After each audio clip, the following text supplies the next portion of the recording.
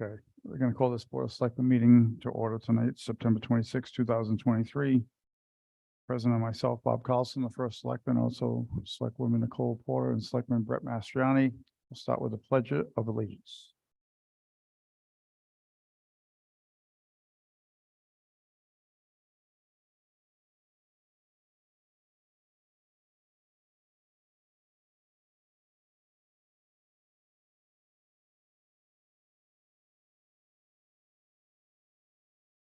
Yeah, I'm gonna wait for the first time someone says it's too cold in here.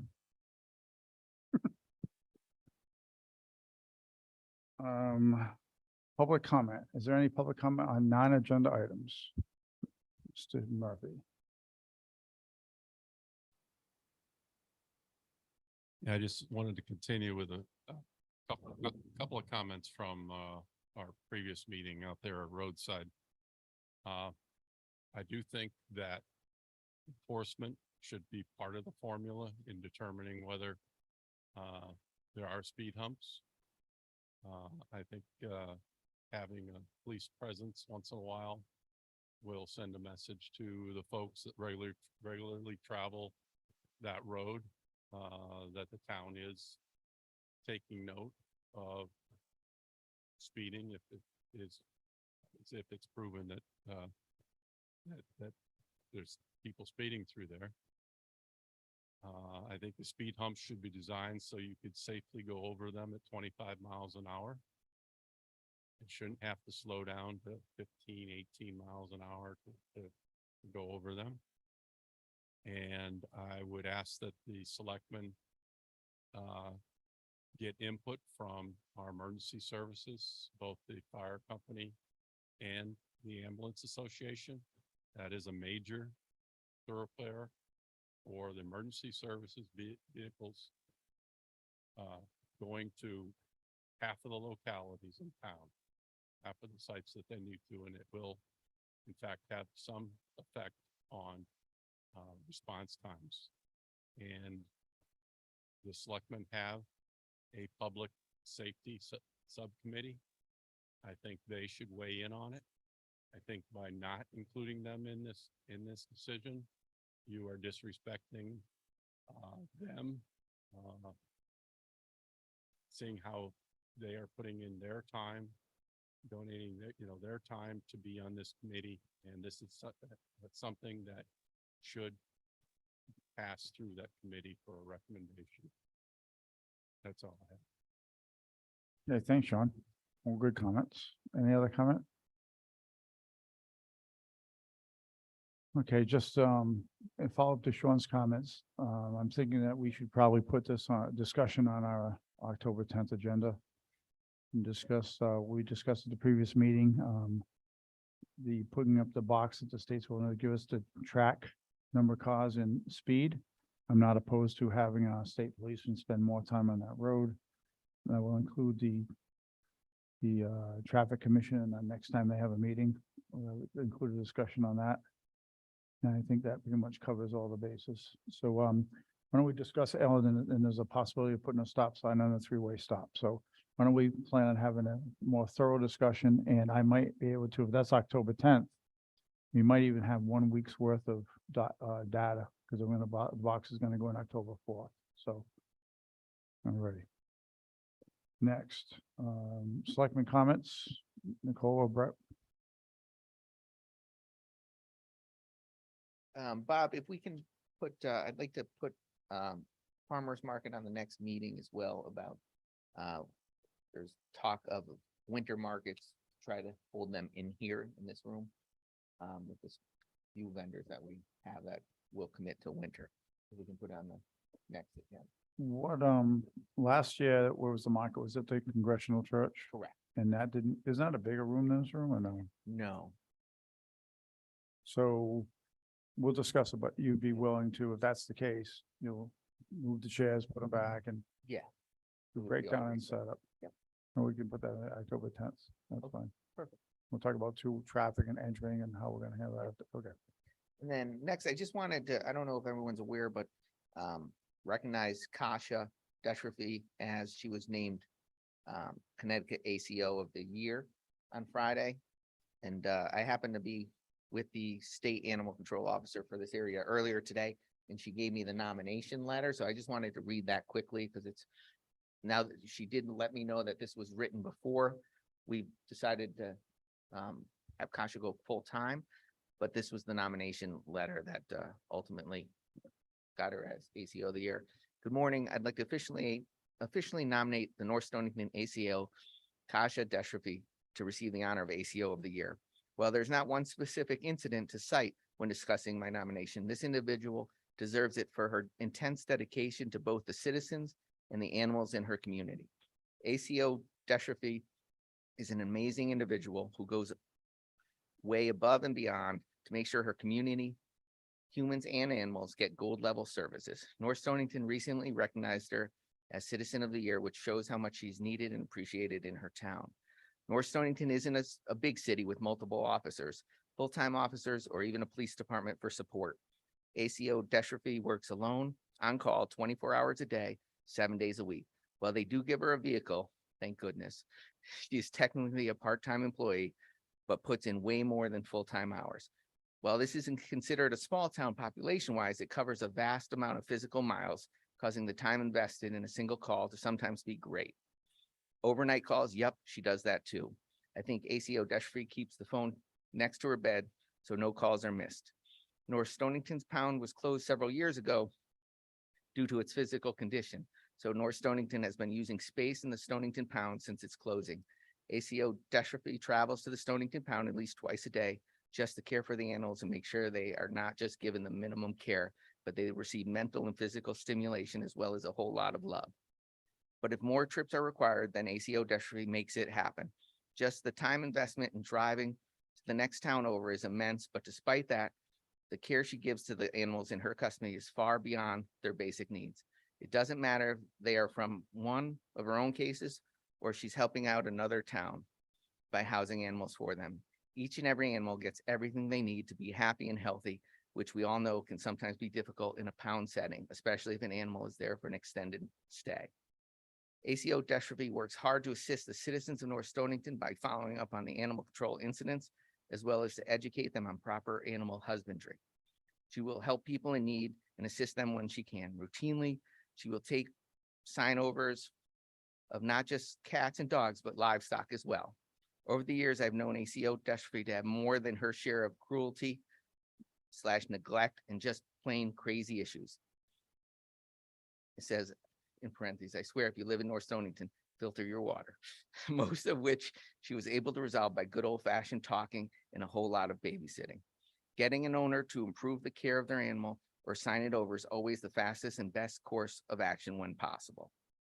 Now, I know firsthand that ACO Deshraffi complains like the rest of us about unreasonable people, ridiculous calls, hours, etc., but never, and I mean never, have I ever heard of her skipping out on a call or even lowering her standards even once. She will even do the work other towns should be doing just to make sure the animals or people get the services they need by offering advice and assisting as mutual aid whenever she can. Do you need help catching animals in a hoarded house? Call Kasha. Do you need advice on taking care of an orphan animal? Call Kasha. Do you need to borrow equipment? Call Kasha. Do you see on Facebook that there's a roaming dog running in and out of the woods on Route 2? Yep, you guessed it. Call Kasha, and she will be there all day and all night until she catches or traps it. If there's a snake in your kitchen, well, definitely call Kasha, but she will find someone else to help you unless she can't find anyone. And then she will reluctantly respond. As someone who travels around the state often, I see how a lot of towns operate with their day-to-day routine work. In comparison to what I see, I look at ACO Deshraffi and see how she conducts herself, her level of compassion, her professionalism, her work ethic, and her pride in the job is no doubt on the highest level of our peers. I'm proud to watch ACO Deshraffi from the beginning of her career, always trying to do better and never thinking she has done enough. She juggles ACO responsibilities with a vet tech job, being a full-time mother of 4. She's a humble person and most likely will say she doesn't deserve this award, but she's very, very wrong. I'm proud to know her, proud to be able to call her for assistance, and proud to know that I had a small part in helping her become an amazing animal control officer. Please consider ACO Kasha Deshraffi for the honor of ACO of the Year. Respectively, Tanya Weskovich, State Animal Control Officer, Connecticut Department of Agriculture. That's amazing. Thank you, Brett. That was a wonderful letter. You hit the Give mark. you the copy. So I think you hit the mark, except that she is now full-time, which is good, so. But, I don't think anybody can not agree that she does a great job. And, She's well deserved. and she has been recognized by, multiple organizations in town, like the Grange and the Lions, as far as being Citizen of the Year. So I think she gets a lot of accolades. I think she deserves them, obviously, so. Thank you, Brett, for reading that into the record. Nicole, do you have anything tonight? Okay, first selectman report, just one quick thing. So I was invited to speak to the entire second grade on Thursday morning about voting and about our town government. So yeah, I think second grade, but not just one second grade. One grade knew I was coming in, so now they've made all three second grades are gonna come together for one assembly. So I've been thinking about how I'm gonna do that, talking to a second grader, and should be interesting, but I'll let you know how it turns out. If I get an invitation from the third grade, you know, it went well. If it's my last trip over there, you know, not so well, but I'll let you know at the next meeting. Okay, next, Lake of Isles Conservation Easement. So the way we left this at the last meeting is we had the attorneys here, we had representatives from the tribe, Hull Forest Products, and they were willing to pay the attorney fees. The attorney, our attorney, agreed to cut the fees off at $2,500, and they agreed to pay them. Then I think it was requested by you, Nicole, that we'd like to see an extra $5,000 on top of that. That would be earmarked for the land acquisition fund. The attorney went back with that information to the Mashantuckets, and what they've agreed to do is split that and give us $2,500 above and beyond the attorney fees, but with the idea that it has to go to land acquisition. So that was the offer, and basically what they've said is, and I couldn't give an answer until after tonight's meeting, is if you don't accept the offer, then it's probably gonna be on the table one time only. So, if you'd like to discuss that, I think we should, think about how we want to handle it going forward. If that will satisfy what we're trying to accomplish. I know myself, I was ready to call it a day last week, just be done with it. But, you know, thankfully I had a couple of forward-thinking selectmen to decide that we wanted to give it one more shot, and it worked. We didn't get the whole 5,000, but we got a partial. So, any discussion on that, I'll be glad to listen to. So I'm in favor of that. It's nice that they are meeting us in the middle. I think I was confused and disappointed in the way the conversation went last meeting, and there was definitely some discrepancy as far as whether they knew that it was conservation land, whether they didn't know. I am satisfied with the 2,500 and looking to settle and move forward.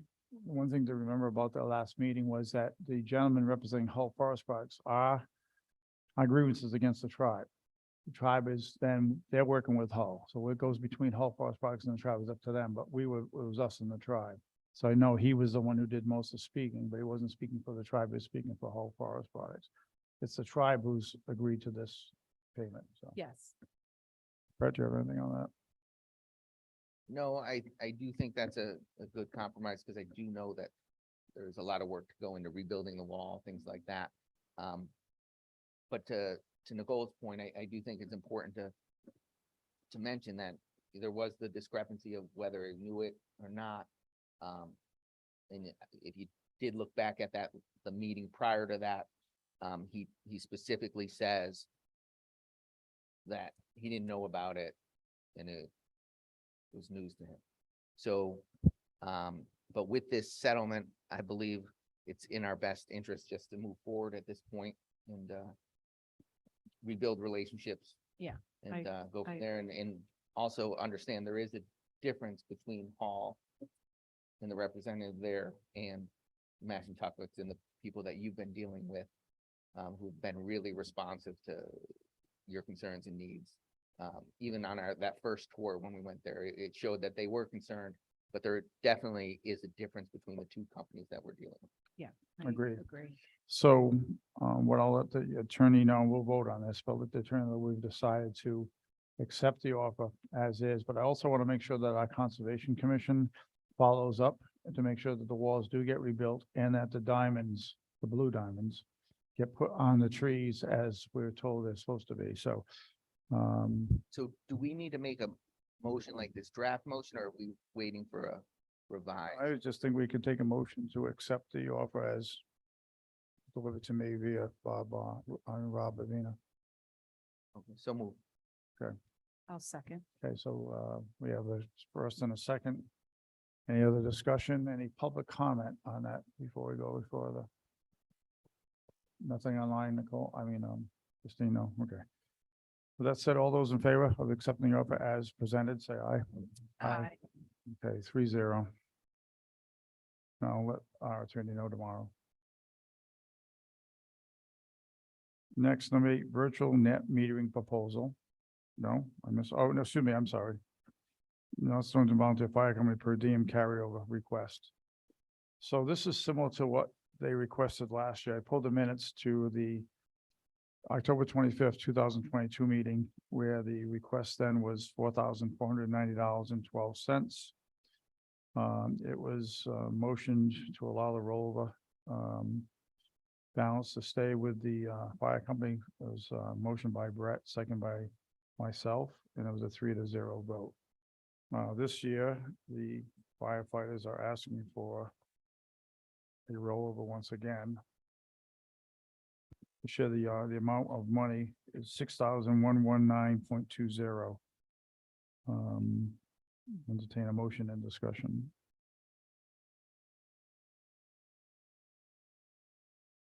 Make a motion to approve it, move to discussion.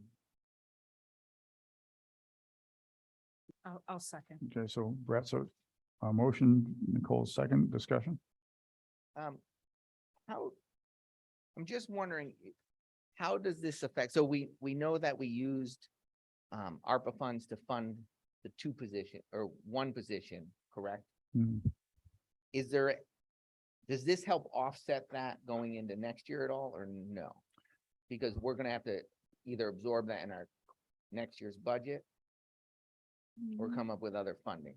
So the town's gonna have to decide next year's budget, if the town wants to pick up the second per diem, correct? There's one that's paid by the town, one paid by ARPA funding.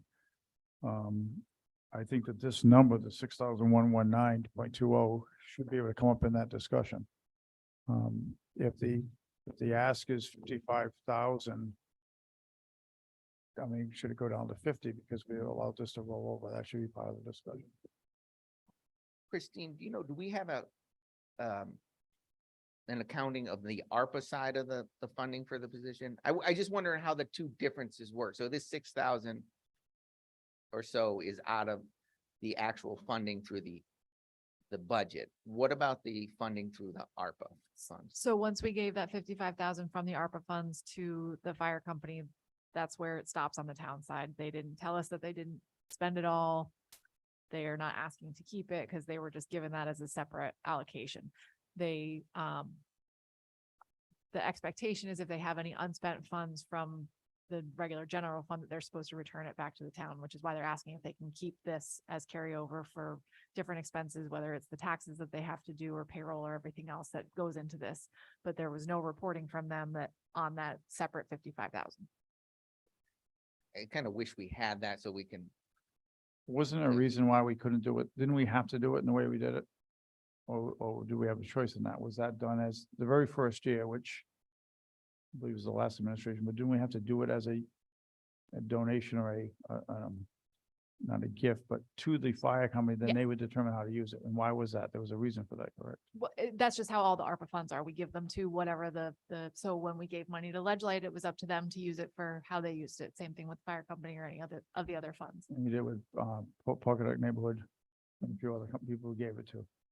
Was it ever, I guess when we did it with the Cultural Coalition, we knew it was gonna be for a stage. We bought the Cultural Coalition advised us on how the money should be spent. They did the legwork of working with local artists to see how the funds could best be used. We gave them a 10% as the administrators, but then the town actually ordered the stage and paid directly to the stage company. And deducted that money from the money we're giving the Cultural Coalition, correct? Not that we didn't give it to the Cultural Coalition, we earmarked it for the Cultural Coalition, but we didn't give it to them, and then they didn't. If we had given them the money and then they bought the stage, they would own the stage. So that's why the town had to buy the Okay. stage directly. Got it. And I think there's just a little difference because we fund the fire company through the budgeting. And my concern is that as we sign checks every week, I noticed we spent a lot of money on building maintenance of that fire company building. And I wonder if any of these funds should be used to replenish that and well, go back to the general fund, but I mean, there's a lot of things that have had issues, whether it's the garage doors or the radios or there was a list of them that I noticed we sign all the time and they're for maintenance of that building. I just wonder if some of that should be used to replenish that, because some of those were unknown expenses that we don't know about. What Yeah, was, Go what ahead. was their request last year? The was request last year was $4,490.12. And this is specifically for kind of, as they're saying, unanticipated emergencies, things that they are gonna need to bring per diem people in over and above what they can normally provide for an emergency, right? So I mean, to me, and they're asking for how much each in that line item each year? So they've been requesting 55,000 for each per diem staff. So we have one in the budget and one out of ARPA funds. This is the third year of ARPA, so we need to decide for the next fiscal year how that's going to be handled. And when you say next year, do you mean 25 or 24? We're in 25. 24 right now. Yeah, So okay. 20. And the way they're asking for it is just specifically just to cover They're saying that it's good. wages. Yeah, so they're saying that this money that was given by the town for per diem staff will only be used for per diem staffing costs. So still keeping the intention of what the town voted on, but just letting them retain the balance. So in that current budget for the 22-23, they're saying they potentially need extra hours that weren't funded in case of an emergency.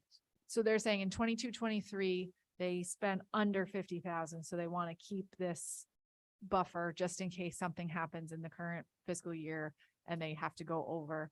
I think some of it, I know they said for unanticipated emergencies, but it could also be for FICA and taxes and everything that goes into paying staff. Yeah.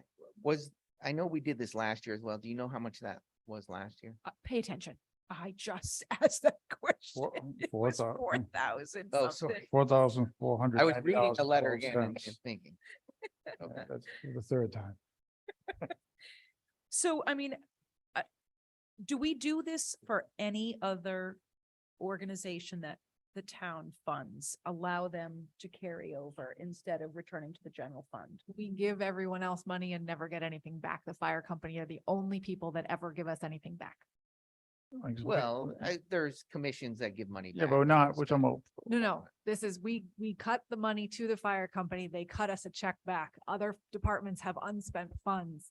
We have given the money to the fire company and they are physically returning it to the town.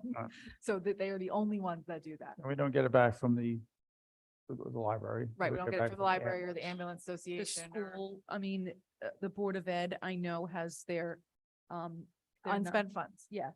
So they have an amount budgeted, just like if EDC doesn't spend all their allocation, it's just money that's unspent for the Board of Ed. Anything within that 2% goes into their non-lapsing.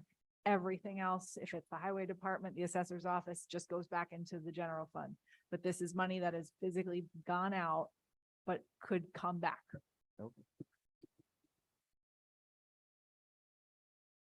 And do we have an ordinance or something that says they need to, or this is just, They requested to because of because when they had the one, they only had one person that could take the truck, right? And they wanted to have two people be able to take, one guy could take a truck, one could take a tank so I think that's why we went to two. No, I mean, what makes them ask to retain it? I don't think it's an ordinance. I don't know if it's a statute. They don't have to do this. Okay. Right, so any other discussion? My only discussion is to I'll just make a mental note in the next budget season and taking a look at what they're asking for in this line item and possibly knowing that for the last couple of years, between 4 and 6 has not been spent and, just knowing how difficult it is in that moment to cut things. Possibly we think about that if, I think that if we ever had some type of major emergency and they needed additional crews long-term, then we certainly would have to dip into our undesignated and fund that with an appropriation, but I'm not opposed, carrying it over, this year. I just think maybe it just gives us some thought next budget season. Yeah, I'm not opposed to carrying it over either. I hate for them not to have additional hours if necessary and have to figure out where it's being funded from. And I feel like since they are carrying it every year a little bit, that if you cut it out now and they were 44 last year, 60 or this year, whatever, where that could end up. So maybe during budget season, when the chief gives his presentation, we can ask about how did that happen? Why did you have 6,000 left over? Why do you have 4,000 left over? Because I'd like to see how the ARPA funds for the Why second per diem went, and if they utilize all the 55 for the. So of course, now next year, since there's no ARPA funds, and if we end up doing 55 for each, Yeah. now they're gonna have to report back on where that went. It's Yeah. no longer a lump sum payment, so. Okay, any other discussion? Is there a hand up there? No, No. okay. Anybody from the audience? No? Okay, all those in favor of allowing the fire company to roll over that amount?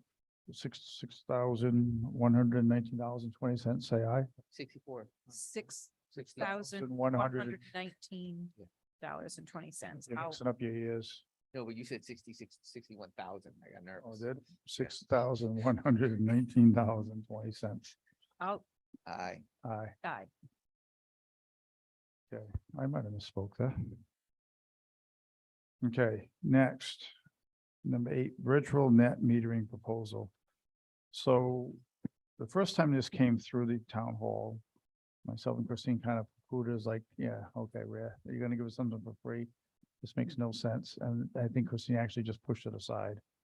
And thought this can't be happening. So then we were approached again a second time, and then we actually sat through a Zoom meeting with the company where they explained what they tried to do. And I guess in your packet, you had some documentation.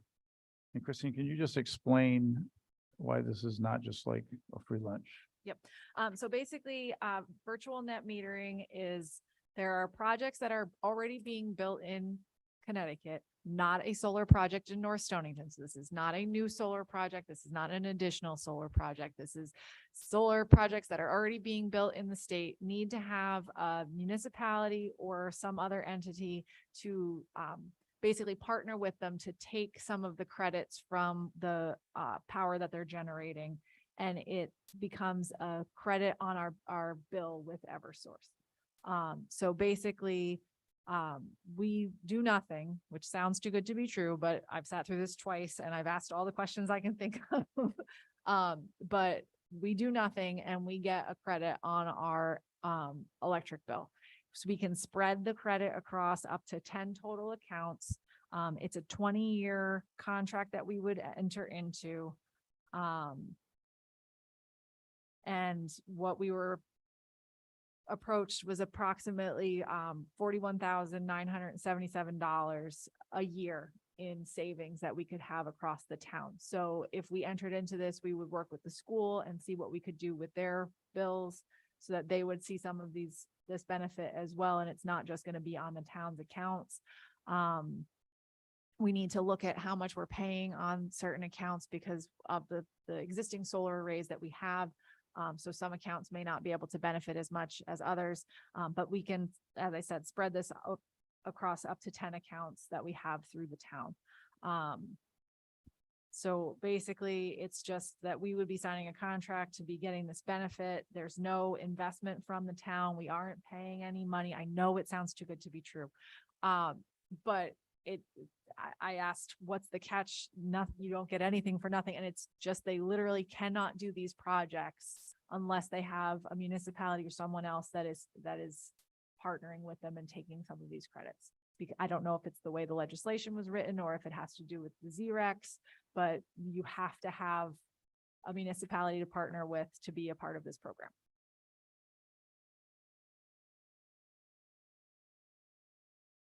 Okay, so is there any questions? So is it, oh, sorry. No, go ahead. So is it discounted rates? Is it just like we're signing up with a company for their electricity, like you It's- shop around? It's and- different than that. So we can still, I'm looking at my notes, we can still have our supply contract that we've had. So like right now, we're locked in for a certain rate that we negotiated. Right. So we can still have that. This is just literally going to show up on our bill as a per kilowatt hour credit. So we're just not paying because the grid is benefiting from this solar project. And where would this solar project that's feeding North Stonington technically? It won't be here. I don't think they told us on the call where it was. We just know it's not here. All over the state of Connecticut. Yeah. Did you get a chance to talk to Titan? I left a message, Okay. but again, looking back at my notes, I did write down that we could still have a supply contract, so I don't think it impacts that. And what about the buildings that, I know you did mention that we have certain buildings with solar, our own solar on there. How does that affect those contracts? So it's not gonna affect the contracts that we have for the solar. It's just a matter of, we have to make sure that the bill, it has to do with the supply, not the delivery charge. So on certain buildings, we only pay Eversource for a delivery charge because we're generating our own through this, enough through the solar. So that those particular bills would not benefit from this. So we just need to look at all of our bills, and we have plenty for all the different buildings in town. So it's just a matter of spreading it across the accounts, seeing which accounts will benefit the most. And when it really comes down to it, the taxpayers are the ones that are going to be saving because all of these bills come out of the general fund. So do you have a copy of the contract as of now? This was what they sent us so far. So I'd like to see a copy of their contract, of what that looks like. And Sean, would you like to be in the treasurer, would like to look at this packet maybe sometime over the next few days? Okay. Okay. Have we, can we have Attorney Avina take a look at and advise us? You're right, it's just seems too good to be true. I'm just not quite sure what the benefit that we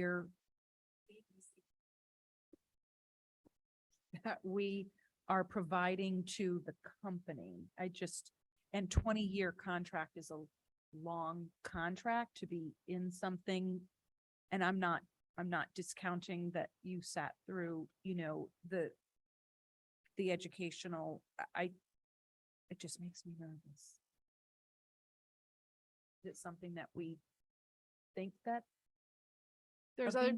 other municipalities that have participated in it.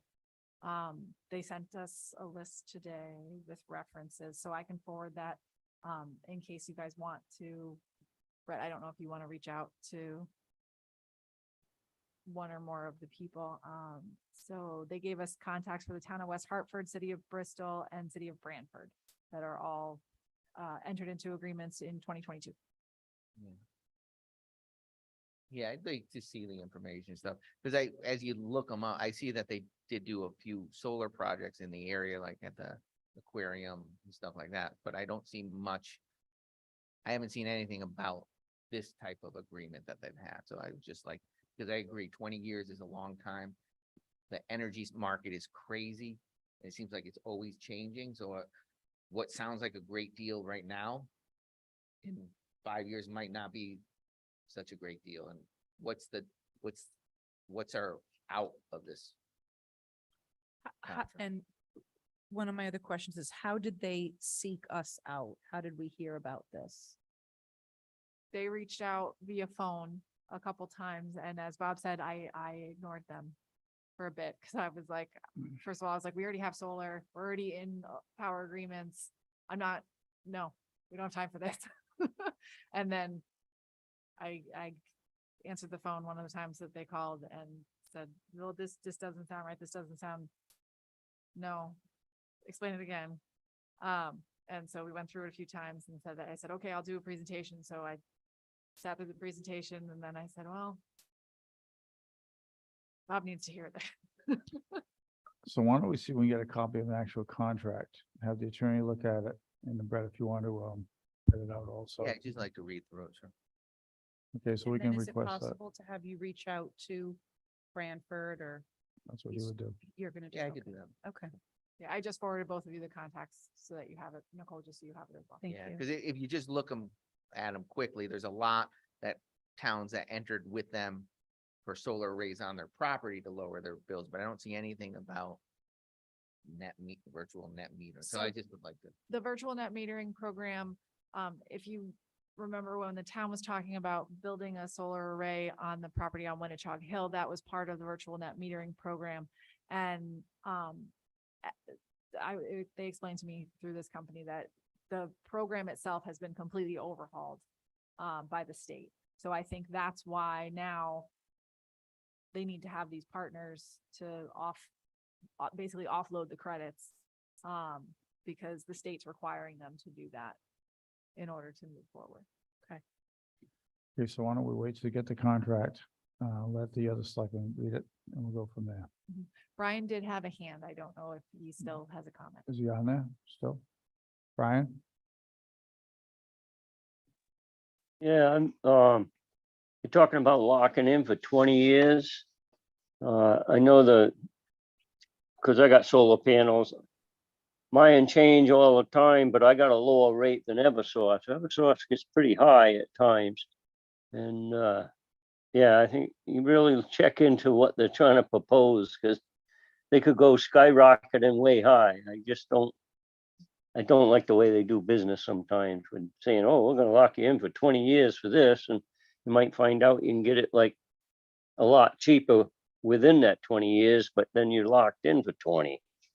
So yeah, really read that thing over, because it gets pretty confusing, but it's always for the supply rate. I change that almost every 6 months. I change mine.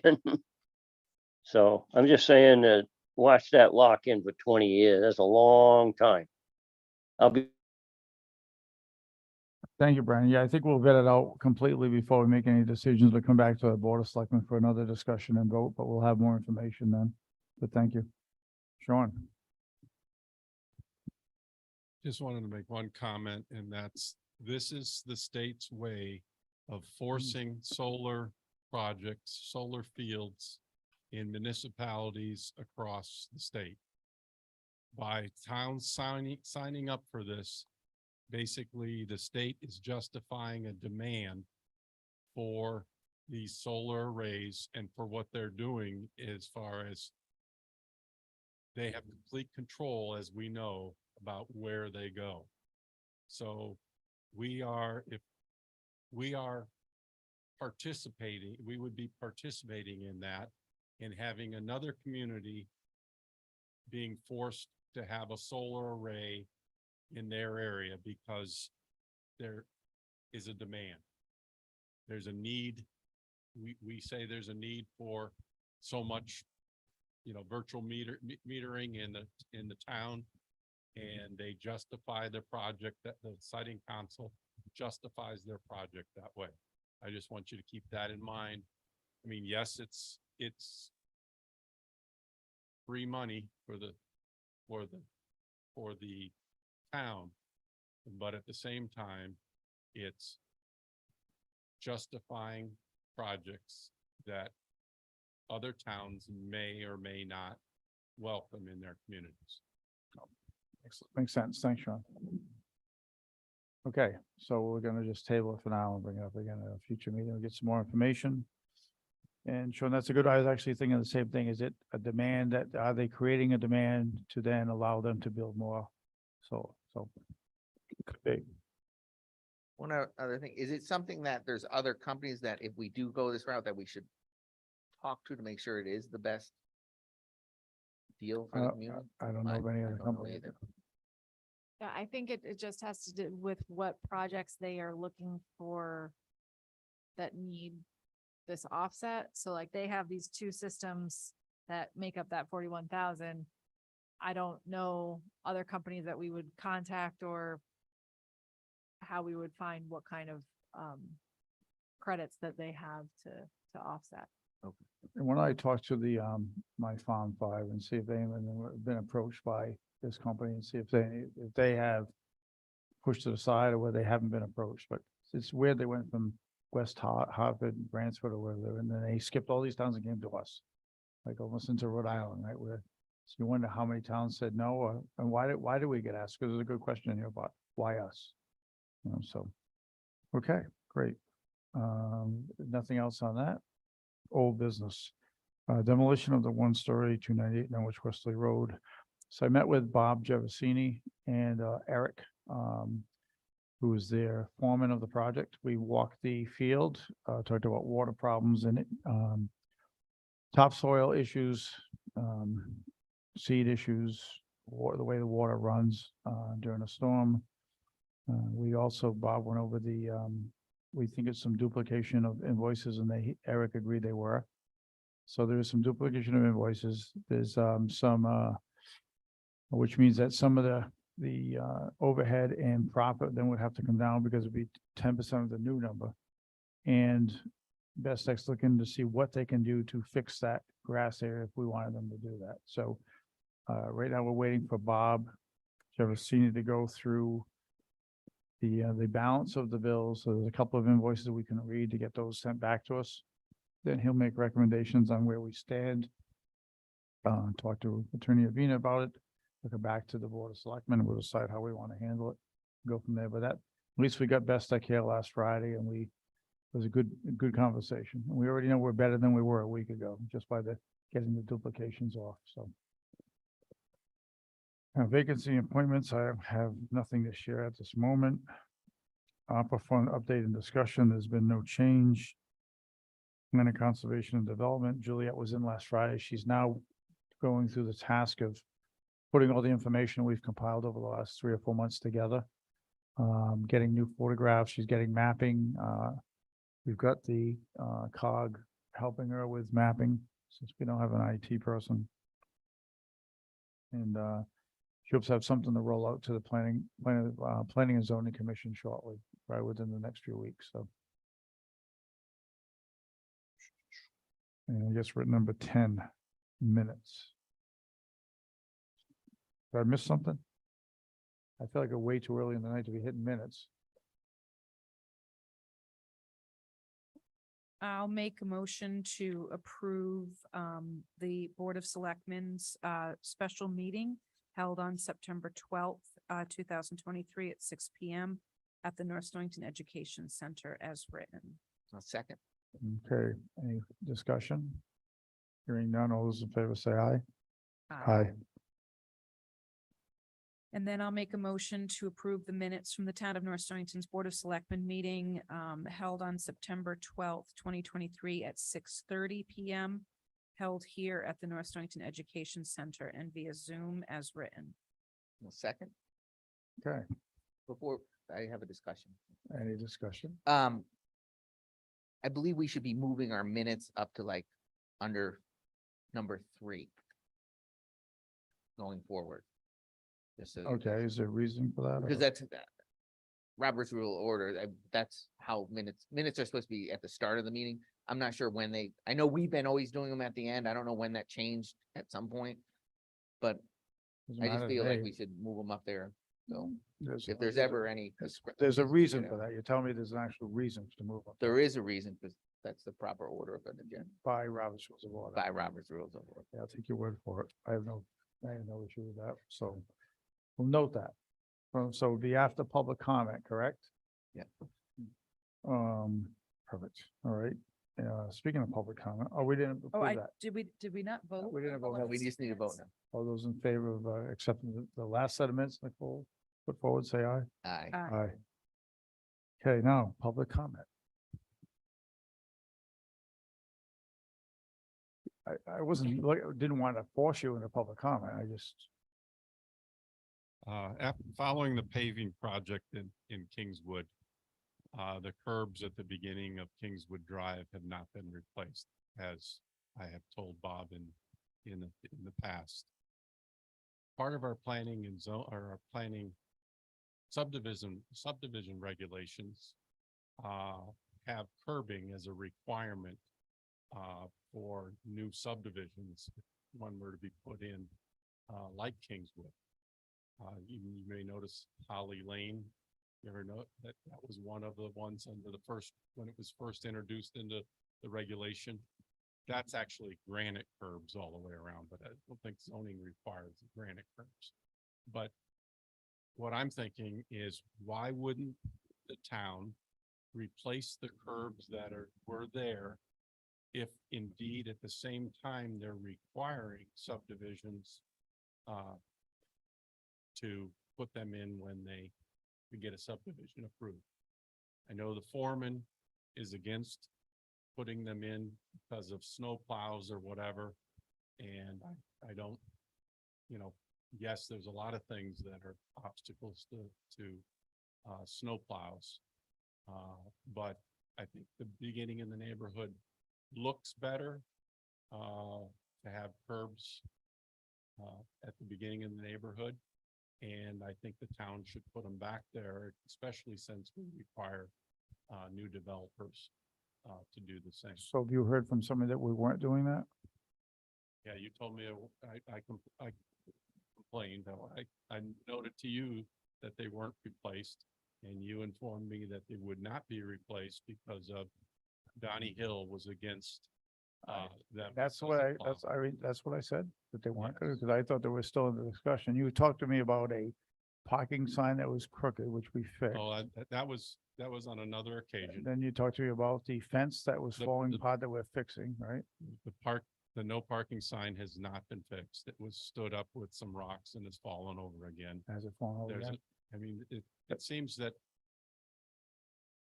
although people mow to Kingswood and Meadowwood every couple weeks, they don't take notice of even a new stop sign that is completely bent over at the corner of Meadowwood Drive and Mystic Road. It's sticking out towards Mystic Road even. You can't even see it from Meadowwood. Our foreman, our folks aren't paying attention to the town. I don't think they care enough about this town. Oh, Sean. Well, it could be the guy that's cutting the think grass, that's is cutting the grass, and he's not looking at signs that have bent There's- over. The foreman's been around. Is the fence at the opening been fixed yet? Because I know he's. It looks like it has been. I Okay. didn't stop to. So we are working on things, so. You're saying, so it's, I don't And know. I was told that those curbs wouldn't be replaced, and Let I'd me like a- it to be reconsidered. All right, let me talk to him again about that. Thank you. So can I just ask a clarifying question? So before the repaving, there were curbs where you're Yes, at the, okay. at the beginning of Kingswood, around the median, and then on each side of the, because there's two roads going in. Okay. There were It is curbs. kind of haphazard as far as where in Kingswood, Meadowwood, there are curbs. I have no curbs on Pinecrest, but I think there are curbs going up Old Colony from, so it is kind of weird what areas do have curbs and what don't. I can tell you, you live in the neighborhood as well. The plows do unfortunately do a number on them in the winter. You just can't see people up and down Pinecrest just so that they don't dig up the lawn. We usually put, the little markers on our property line just to, when it's snowing, they can see where the property line is, but I can't imagine how difficult it is to try and figure out how close they are to a curb in a snowstorm, but, I don't know if I'm for or against the curbs. I'm just saying that there are some areas in the development that have them and some that don't. It's weird. They're put, certain places they're put because of Drainage. drainage, Yeah. runoff, to keep water from. Yeah, going that's what I thought with Off the the old road into colony. people's properties. Yeah. Yeah. Okay. So with any of the paving project that just happened in Kingswood, Meadowwood area, were other curbs replaced during the paving process? No, they didn't have, they don't grind the curbs. Okay. They were removed specifically during this. So that wouldn't be Needless. part of the bid when they looked at it, is to replace that curbing as they pay. We have a curbing machine in town. I don't think I don't think the remark though that they don't care is Yeah, the right remark, because I just think that, I mean, they have a job to do. If he's out there mowing and it's 90 degrees out, he's mowing. He's not looking at a sign that might be bent over or, Have they been through the neighborhood?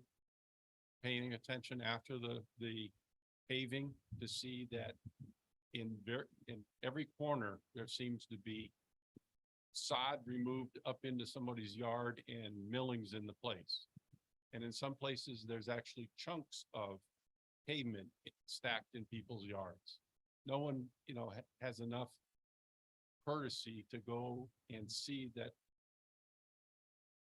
they cleaned up after the contractor. so is that the contractor's job or the town's job? Town, well, if the town's ultimately responsible, however they want to handle that. Okay, so it's- I don't it's not mind that- trying to schedule a drive-through to make sure that things are picked up or replaced. But I, Pictures up here if you want to see them. but I would just think that the highway garage in general gets high marks for the kind of work that they do. I mean, we're the first town that's plowed out in a snowstorm.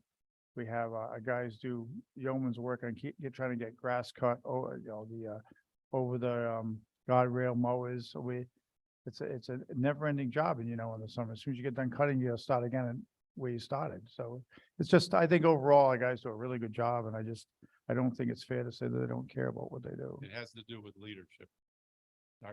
We do have good guys in the highway department.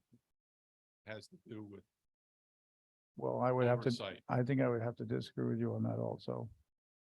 Because I deal with him every day and I think our foreman does a really good job and so does our assistant foreman. So I don't know where that leadership comes from. I go for walks around the neighborhood and I observe things or drive around town and look at shortcuts that continue to be taken. I've come to that conclusion. Okay, thank you. Ryan Rathman, you got public comment? Yeah, I just got a couple, I know we had talked a while back about, dog ordinance. I didn't know if that had been resolved or if we're gonna talk about that more later on agenda. And the other thing was the Conservation Commission's authority. I know I had questioned that before. I didn't know if anything had been done about that or not.